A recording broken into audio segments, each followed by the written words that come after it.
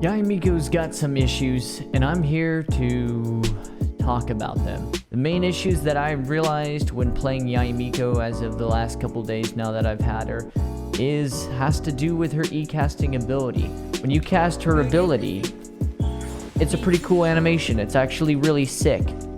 What everybody mostly kind of recognizes is that she's really similar to Fischl and Albedo, who also have abilities that you cast out. But there's a major difference between her and them, and that is the fact that when casting their abilities, it takes literally like half a second. Same with Fischl's, right? Even her burst. But with Yae Miko, you have to cast 3 of her abilities. And not only that, but they have to be interlinked, okay? It's not super easy. It does take some time. And not only that, but when you use your burst, they're gone, which means now you have to reset them. And that's not the only thing, okay?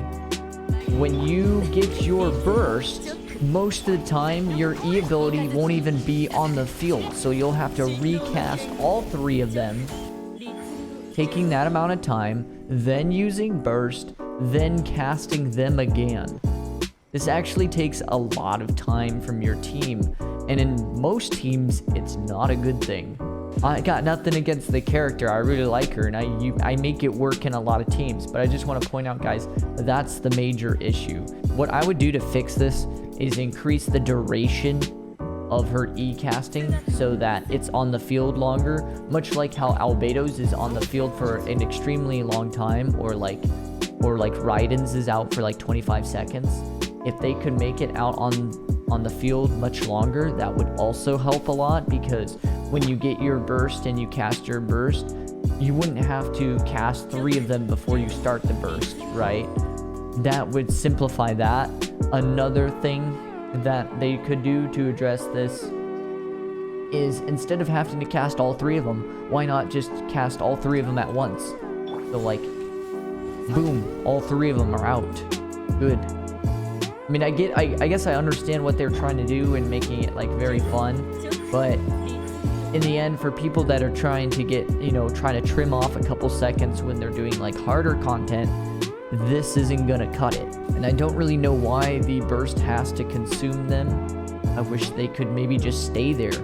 So when you use your burst, instead of making them disappear, why not just reset them, kind of like Tokumi's fish or jellyfish? It would definitely be a lot better than what she currently has.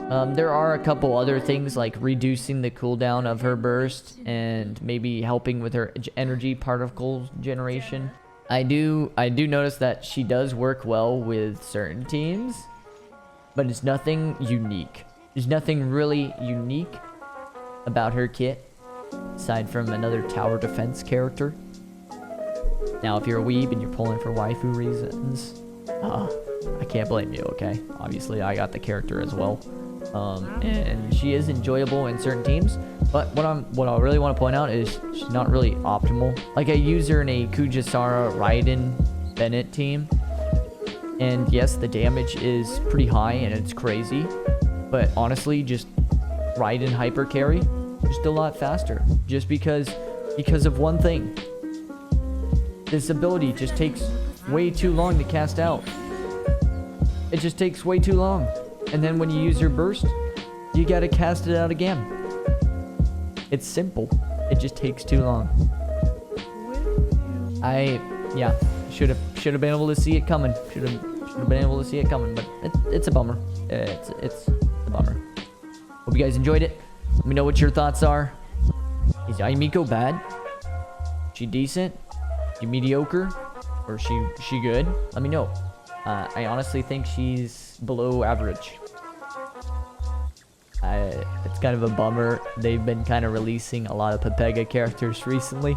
Kind of crazy, because in hindsight remember when people used to say she was going to be way better than Ganyu? What happened to that? Anyways, we'll catch you guys later. Don't forget, please like and subscribe if you'd like to see more.